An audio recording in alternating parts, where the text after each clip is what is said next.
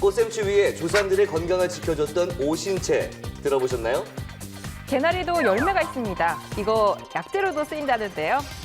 봄철 꽃 구경 가실 분들은 주목! 올해 봄꽃 피는 시기를 공개합니다. 오늘은 날씨 이야기로 꾸며집니다. 세상 사는 고민과 지혜를 모아 기상캐스트들의 유쾌한 날씨 생활 토크쇼 캐스터! 네, 잘 지내셨어요? 너무 잘 지냈습니다. 네, 오늘 제가 좀 어때요? 네. 정말 봄이 상큼해요. 상큼해요, 정말. 그냥 자르셨네요. 머리 자르셨어요. 네. 봄을 맞아서 네. 또 오늘의 주제가 이 봄과 관련된 주제잖아요. 네. 그래서 오늘 좀 상큼하게 헤어스타일의 변화를 줘봤고요. 네. 그리고 오늘 보니까 우리 스튜디오에 오랜만에 오신 손님이 계십니다. 박선우 예보관님 어서 오세요.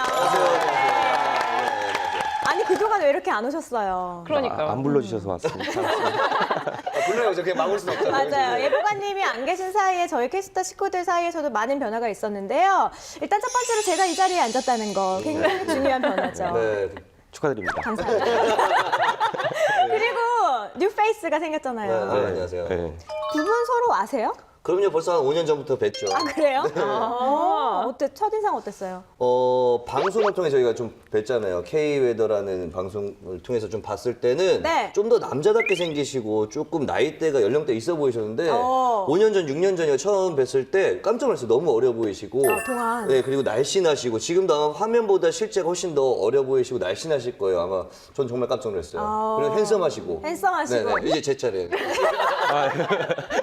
너무 방송용 전 아니에요? 여기까지입니다. 예. 고맙습니다. 예보관님은 어떻게 보셨어요? 유캐스터님 처음 뵀을 때 저도 똑같은 생각을 했습니다. 되게 잘생겼다. 네. 그리고 또 피부가 너무 꿀피부를 가지고 계셨다. 그래서 굉장히 부러웠습니다. 그렇죠. 이렇게 부담 주시니까 이렇게 남자한테 답변이 그게 부담인가요? 저 재미없잖아요. 사실을 말씀드렸을 뿐이고 저도 사실을 예보관님도 사실을 말씀하실 뿐인데요. 아무튼 우리 이제 한 달에 한 번씩 정말 이제는 꼭 우리 박선우 예보관님 꼭 모실 테니까 서로 잘 좀 네, 부탁드리겠습니다. 잘 부탁드리겠습니다. 잘 부탁드립니다. 네.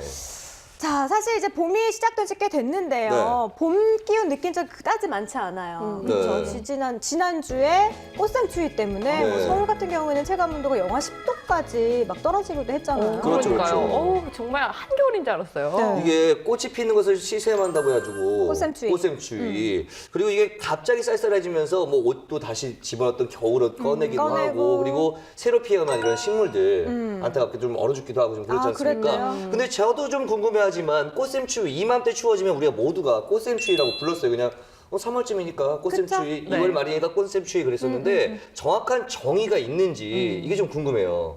네, 꽃샘추위는 이제 봄이 시작되면서 서서히 기온이 오르다가 갑자기 추위가 찾아오는 이상 저온 현상인데요. 네.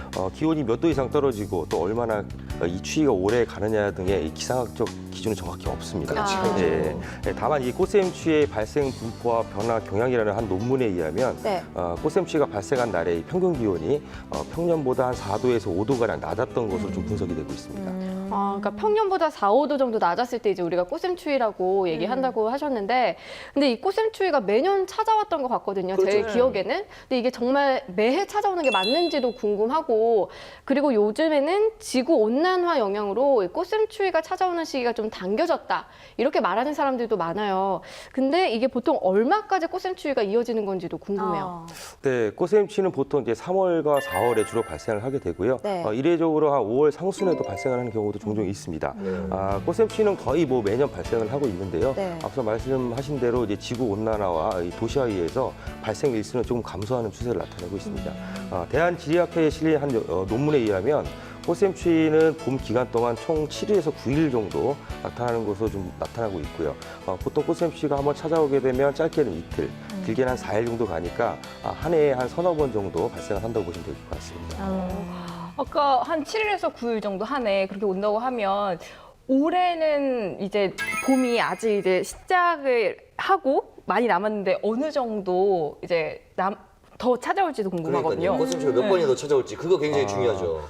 지난주에 한번 꽃샘추위가 강하게 한번 왔었고요. 네. 2월 하순경에도 사실 한번 맞아요. 반짝추위와 맞아요, 꽃샘추위라고 구별할 수 예, 있을 예. 정도의 두 좀 번 추위가 왔네요. 왔었는데요. 그렇게 본다면 통계적으로 봤을 때는 앞으로 한두 번 정도는 더 꽃샘추위가 있지 않을까 이렇게 생각하고 있습니다. 이런 말씀 드리기 좀 한데 싫으네요. 이제 좀 정정할 만한데. 그러니까 그러면은 지난주에 꽃샘추위 끝난 뒤에 겨울옷 정리하신 분들 많거든요. 네. 현명하신 분들은 아직은 겨울옷 이제 집어넣으면 안 되겠네요. 겨울호까지는 아니고 이제 앞으로 시기적으로 좀 기온이 그렇게 많이 영하권으로 떨어지는 꽃샘추위는 없으니까 약간 이제 가디건 같은 곳을 좀 많이 좀 준비해 놓으시고 일교차도 크고 하니까. 약간 이제 봄옷을 좀 두터운 봄옷을 준비하시는 거 좋을 것 같습니다. 네. 그럼 여기서 매번 많은 분들이 항상 질문하는 건데 이 꽃샘추위 왜 오는 건가요? 네, 이제 3월이 시작되면 이제 겨울철 우리나라에 영향을 주었던 찬 고기압 세력이 물러가고 이제 남쪽에서부터 따뜻한 기류가 우리나라에 점차 유입이 되는데요. 네. 날씨도 포근해지고 후반부로 갈수록 따뜻해집니다. 그러나 한 3월 중순까지는 이 찬 대륙 고기압이 완전히 물러난 게 아니기 때문에 일시적으로 세력을 확장할 때 찬 공기를 한반도 쪽으로 밀어내리면서 추위가 좀 찾아올 때 꽃샘추위가 발생을 하고요. 이후에도 기압골이 통과가 된다거나 우리나라 동쪽에 이게 기류 흐름을 막는 기압계가 좀 만들어질 경우에는 일시적으로 이때도 찬 공기가 좀 남하를 하면서 평년보다 기온을 좀 확 떨어뜨리면서 이제 추위를 발생을 시키는데요. 이런 것들이 이제 꽃샘추위라고 할 수 있겠죠. 그러니까 너무 자연스러운 현상인 거죠. 그냥 찬 대륙 고기압이 이제 가끔 내려오고. 그렇습니다. 계절이 바뀌는 타이밍에 네. 한 번씩 이례적으로 찬 공기가 유입되는 거기 때문에 그래서 거의 뭐 매년 발생을 하는 일종의 기상 현상이라고 보시면 되겠습니다. 네.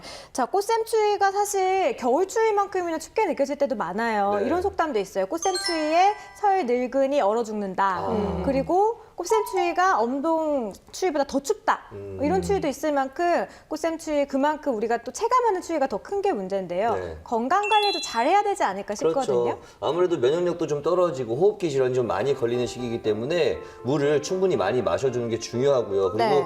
뭐 사실 가장 쉬운 건 손을 깨끗하게 씻는 거예요. 그래서 어떤 세균들이 많이 이렇게 들어가지 않게 호흡기를 통해서 들어가지 않도록 해주는 게 중요하고. 손 씻는 게 그만큼 중요한 게 그렇죠, 셀프 그렇죠. 백신이다라는 말까지 있을 정도로 그렇죠, 그렇죠. 가장 중요한 맞습니다. 네. 그리고 38도 정도 미지근한 물에 조격이라든지 반신욕하는 거 이거 굉장히 중요하다고 합니다. 네. 그리고 우리 조상들이 꽃샘추위를 이기기 위해서 절기 입춘에 항상 챙겨 먹었던 음식이 있다고 하는데 오신채라고 들어보셨어요? 네. 오신채. 들어보셨대요. 일단 들어봤어요. 건강에 관한 건 굉장히 중요하게 생각하는 백세 살고 싶어가지고. 그럼 물어볼게요. 뭔가요, 오신채가? 이게 맵고 자극적인 맛으로 만든 채소로 만든 나물이에요. 근데 오, 5가지. 그쵸, 신이 매울 신이고 네. 채소. 채소. 그렇죠. 네. 근데 이게 5가지 색을 다 맞춰야 된다고 저는 들었어요. 더 이상 얘기하면 제가 할 말이 없어지기 그렇죠, 때문에 제가 해드릴게요. 해보세요. 예.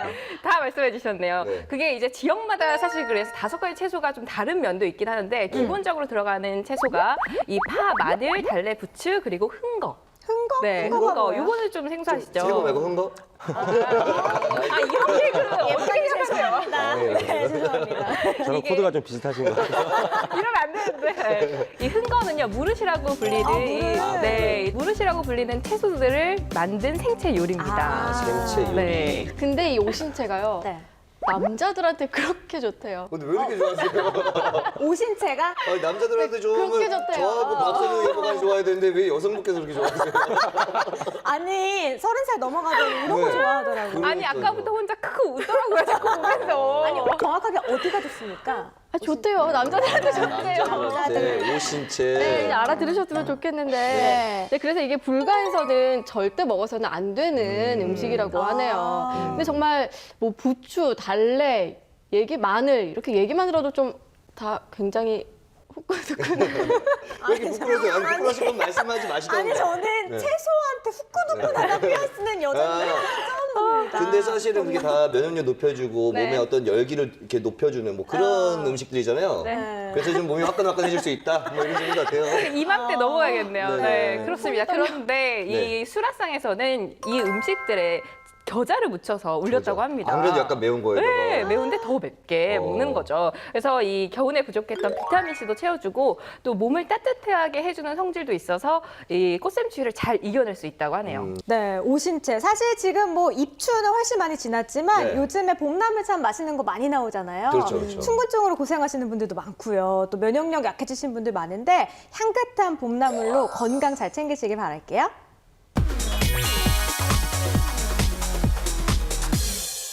네, 이제 봄하면 또 기다려지는 것 중에 하나가 봄꽃입니다.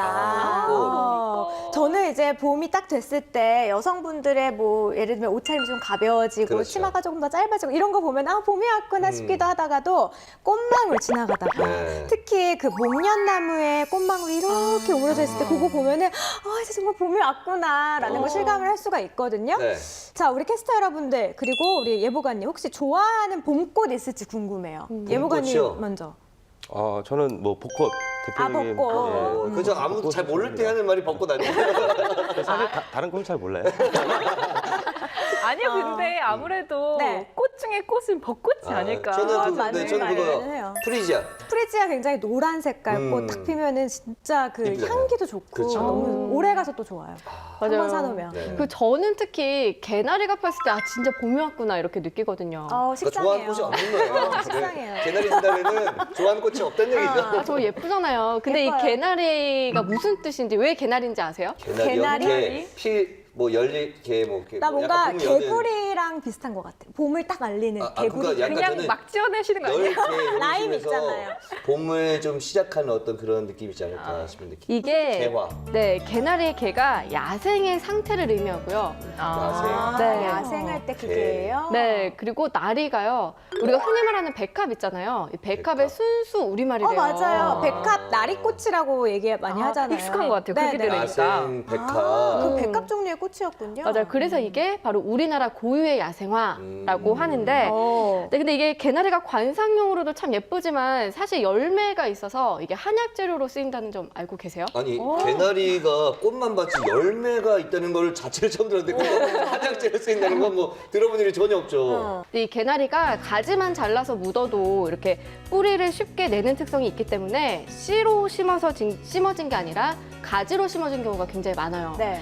근데 우리가 보는 꽃은 대부분이 숫꽃이라고 해서 숫꽃이라서 이제 열매가 없고 또 암꽃이라고 해도 네. 이게 수술이랑 암술이 어떤 거는 좀 이렇게 밖으로 나와서 나고 또 어떤 거는 안쪽에 있기 때문에 위치가 달라서 수정하기가 어렵대요. 또 꽃에도 아니 그런 근데 비밀이. 제가 저희가 봐왔던 네. 서울이나 뭐 수도권에서 봐왔던 개나리는 열매가 없는 게 대부분이었는데 그렇죠. 경북 의성에는 열매 있는 개나리가 진짜 있다면서요. 맞아요. 근데 이 열매를 연교라고 하고 또 이- 연교? 그쵸. 그리고 말린 열매를 청교 또 노교라고 하는데 네. 해독, 향균, 또 이뇨작용, 항바이러스, 강신작용을 하는 이 한약재로 쓰인다고 해요. 와.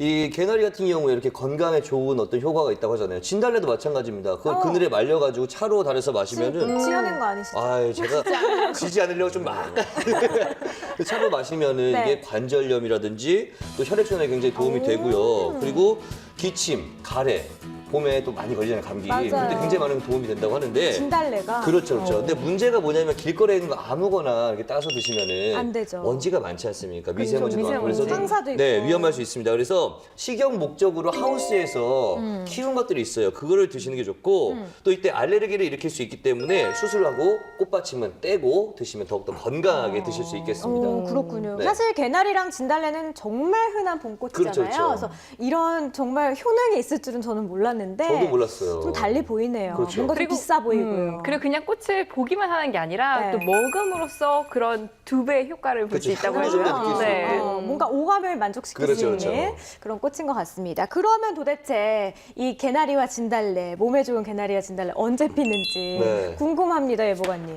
네, 개나리 같은 경우는 지난 14일 제주도에서 개화를 했습니다. 네. 이제 남부지방을 거쳐서 이제 중부지방 쪽으로 이제 점차 불상을 할 텐데요. 네. 올해 봄꽃은 평년보다 하루에서 이틀 정도 좀 빨리 필 것으로 보고 있습니다. 네. 서울계의 경우는 이제 개나리가 3월 27일 날 필 걸로 저희가 예상을 하고 있고 진달래는 이보다 조금 늦어서 역시 제주도에서 먼저 피기 시작해 서울에는 개나리보다 하루 정도 늦은 3월 28일쯤 될 것으로 예측을 하고 있습니다. 아. 근데 이게 정말 신기한 게 매년 개화 시기를 발표하는데 네. 그 그 시기에 정말 비슷하게 딱 들어맞아요. 맞아요. 그렇죠. 그래서 정말 신기한데 특별한 계산법이 따로 있는 건가요? 네, 계절 기상 정보라고 해서 이제 봄꽃뿐만이 아니고 단풍, 김장 적정 시기가 이제 기상청에서 민간 업체로 지금 이양이 됐고요. 네. 봄꽃 같은 경우는 이제 개화를 저희가 예상을 할 때 보통 2월에서 3월 초반이거든요. 그러니까 한 달 정도의 실제로 기록한 기온하고 강수량을 먼저 분석을 합니다. 분석을 한 값을 토대로 잡고 앞으로의 이제 기온 전망과 강수량 전망을 예측을 해서 이걸 세출하는 값으로 저희가 이제 봄꽃 개화 전망을 발표를 하고 있습니다. 그러니까 지금 뭐 어떤 기온들과 강수량들이 앞으로 필 꽃들의 어떤 시기들을 정해주는 것 같은데, 그럼 아무래도 기온이 높은 제주도부터 좀 시작이 돼가지고 강원도 쪽이 좀 늦게 개화하는 게 정상인가요? 어떻게 되는 건가요? 기온이 네, 낮으니까? 맞습니다. 네, 그래요. 낮으니까. 그렇게 되는 것이 정상이고요. 네. 봄꽃은 이제 기온이 높고 비가 충분히 올수록 좀 개화를 좀 빨리 하는 좀 특성이 있는데요. 네. 이제 시기적으로 기압골이 우리나라 남쪽으로 좀 자주 통과되다 보니까 남부지방에 좀 내리는 비양이 많게 되고 기온도 위도상 남쪽이 당연히 높겠죠. 네. 그러다 보니까 남부지방이 중부지방보다 봄꽃이 개화가 빠른 건 당연한 사실인 예, 거고요. 상대적으로 기온이 상승이 좀 적게 나타나는 경기 북부나 강원 북부, 중부지방 이 산간지방들이 가장 이제 봄꽃이 늦게 피는 걸로 좀 조사가 되고 있습니다. 그러면 가장 빨리 피는 지역, 이미 뭐 개나리 같은 경우는 제주도에는 개화했고요. 늦게 피는 지역은 어느 정도 날이 차이가 나는 거예요? 약 짧게는 한 20일에서 길게는 한 달 정도 차이가 나고 그래요? 있어요. 네. 그럼 괜찮겠다. 우리가 딱 그때 봄꽃 피는 시기에 딱 맞춰서 여행을 네. 가야 되는데 네. 바쁘면은 그렇죠. 못 보는 거 1년 더 기다려야 되는 거잖아요. 그렇죠, 근데 20일에서 30일 정도 차이가 나니까 자기가 맞는 시간에 맞춰서 국내 여행도 하고 꽃 구경도 하고 참 좋을 것 같습니다. 네. 자, 그리고요. 우리 박선우 예보관님이 말씀하신 그 가장 좋아하는 봄꽃,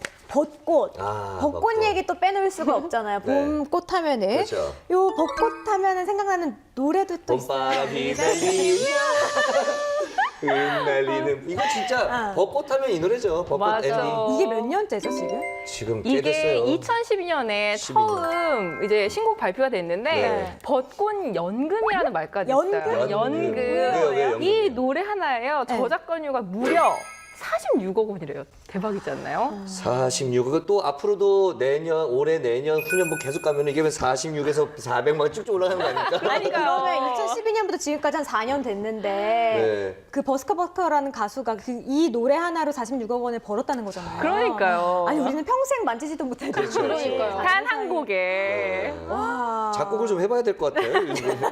그림하지 마시고 네네네. 작곡해요. 근데 이게 대단합니다. 벚꽃 하면 정말 이 노래가 너무 강하게 지금 임팩트가 그렇죠. 너무 그쵸, 강하잖아요. 예전에 딴 노래 많았거든요. 뭐 기억이 안 있어요? 나요. 뭐 그 있잖아요. 봄처녀의 오시네. 예? 뭐 그런 거. 나이대가 좀 있어요. 네, 그래서 예보관님 뭐 있으세요? 교과서에서 배운 노래 같아요. 그래서 제가 네. 검색을 해봤는데 네. 벚꽃이랑 관련된 노래를 검색했는데 몇 곡이 나오는 줄 아세요? 아니요. 진짜 1000곡이 넘게 나와요. 아, 정말요? 네, 그러니까 제목들이 저는 사실 조금 생소한데 어. 벚꽃 밤, 그리고 밤. 벚꽃 비행, 어. 그리고 벚꽃이 진다, 그리고 봄날 벚꽃, 그리고 너. 너? 이런 것들이 너. 봄날 벚꽃 그리고 너. 네, 그 그런 게 너인 줄 알았잖아요. 제목이 뭔 줄 알았는데. 네. 참 벚꽃 구경 갈 때 이런 관련된 노래 듣고 하면은 네. 얼마나 좋을까요? 언니끼리 맞아요. 손잡고 팔짱 끼고 폴짝폴짝 뛰면서. 저도 좀 작곡으로 떨어지는 벚꽃 뭐 이런 거 하나 하나 하세요. 네네. 어울리네요, 그런 게. 저 46만 원이라도 벌었으면 좋겠네요. 자, 그러면 예보관님 벚꽃은 언제 필까요? 네, 벚꽃도 이제 평년보다 한 3일에서 5일 정도 좀 빨리 필 걸로 이제 예측을 하고 있고요. 네. 역시 제주도에서 3월 20일경 가장 먼저 개화를 하겠습니다. 남부지방은 3월 24일에서 31일 사이, 중부지방은 4월 1일에서 10일 사이가 되겠고요. 네. 서울은 4월 7일 날 개화를 해서 한 13일경 가장 절정에 이를 걸로 이렇게 전망을 하고 있습니다. 네. 4월 7일 중요한 날이네요. 네, 4월 7일. 그때까지 좀 두 분 네. 남자친구, 여자친구 좀 생기길 바랄게요. 안생기면 비나 확 왔으면 좋겠어요. 아니 근데 아까 말씀하셨지만 이게 꽃이 피는 데는 강수량이 굉장히 큰 영향을 미친다고 했잖아요. 그쵸, 네. 근데 사실 작년 같은 경우 가뭄이 굉장히 심해서 네. 올해는 강수량이 어느 정도 될까 궁금한 분들 많을 것 같아요. 네, 다행히 뭐 올해는 지난 해와 같은 봄 가뭄이 심각할 것 같지는 않습니다. 네, 올해는 이제 평년보다 기온도 좀 다소 높고 네. 내리는 비 양도 좀 많을 걸로 보고 있는데요. 세부적으로 중부지방은 평년하고 좀 비슷한 수준이 되겠지만 남부지방으로 갈수록 좀 내리는 비 양이 많을 것으로 그렇게 전망하고 있습니다. 그래도 올 봄에는 또 비도 충분히 내려가지고 예쁜 꽃들이 활짝 개화할 것을 여러분들이 기대해도 될 것 같은데요. 네. 자, 그러면 봄꽃 축제가 또 있는 곳에 저희가 따라서 가야 되잖아요. 그럼요, 봄꽃 가봐야죠. 축제 소식 좀 전해주시죠. 네. 네, 정말 많은데 3월에 열리는 축제 제가 두 군데 소개해드릴게요. 네. 먼저 3월 18일부터 27일까지는요. 전남 광양시 섬진마을 근처에서 광양 매화 축제가 열리고요. 매화, 그쵸? 네, 그리고 또 한국 최대 산수유 마을인 전남 구례군 산동면 일대에서는 자생하는 수십만 그루의 산수유 나무꽃을 주제로 3월 19일부터 27일까지 구례 산수유꽃 축제가 열린다고 해요. 네. 지금 보니까 다 네. 남부지방이고 전남, 광양이랑 그리고 구례. 구리에. 네.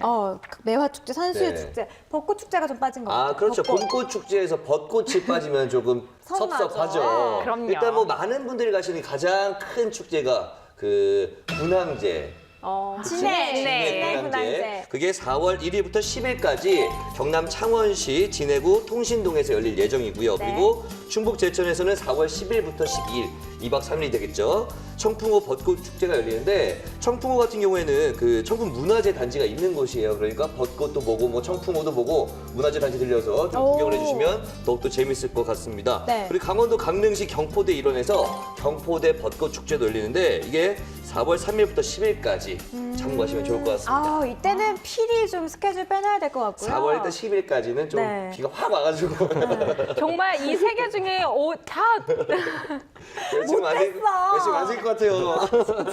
그리고 제가 마지막으로 또 서울 벚꽃 축제 말 안 하면 섭섭하잖아요. 네, 그래서 제가 알려드릴게요. 네. 일단 여의도 봄꽃 축제는 네, 이 여의도 국회뒤편에서 4월 4일부터 10일까지 있을 예정이고요. 또 석촌호수도 여기도 참 예쁩니다. 예쁘죠. 네, 여기 석촌호수 벚꽃 축제도 4월 10일부터 12일까지 있을 예정이라고 하니까 네. 좀 뭐 퇴근 뒤에 잠시라도 들릴 수 있잖아요. 그렇죠. 가보셔도 좋을 것 같아요. 맞습니다. 사실 봄은 유난히 다른 계절보다 더 짧게 느껴지기 때문에 네. 어떻게 보면 그래서 더 아련하고 또 그래서 더 아름다운 계절이지 않을까라는 생각이 들거든요.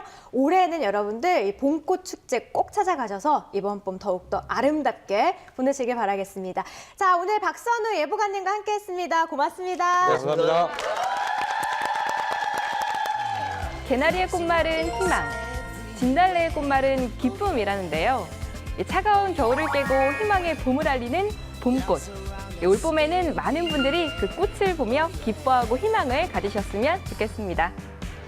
저희는 다음 주에 더욱더 재미있고 또 유익한 스타 갖고 돌아올게요. 시청해주신 여러분 고맙습니다. 유쾌한 날씨생활 토크쇼 끝장!